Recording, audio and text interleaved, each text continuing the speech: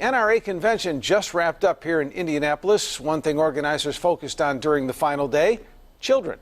RTV6's Katie Hines brings us the details from the convention center downtown.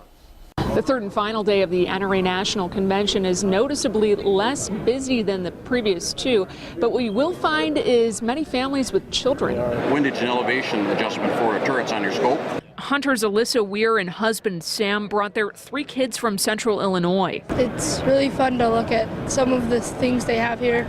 Along with checking out new products, the parents are using the convention as an opportunity to teach their 11-year-old son about guns. You know, it's important that they number one, don't look at them as bad things or scary things, but that they also know that, you know, those are adult things unless they're, you know, obviously with him, you know, properly supervised and outside and at the range and stuff like that. Specifically for the kids, NRA Youth Day features archery, airsoft or replica guns, and information on what to do if children find a gun.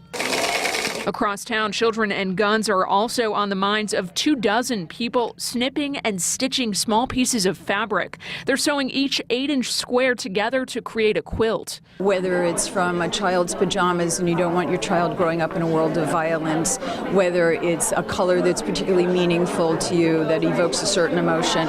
So every block does have a story. Many of the blocks are made from the t-shirts and blankets of children who were victims of gun violence. The project is called Mother's Dream, and the patchwork symbolizes the toll of gun violence. And he loved polo, and you could see the size of the shirt and the button, and so that's Akil Christopher's. Both organizations are bringing the gun debate front and center for a final day in the Circle City. Every Town for Gun Safety urges Congress for sensible reform, while the NRA fights to protect Second Amendment rights. At the Indiana Convention Center, Katie Hines, RTV6.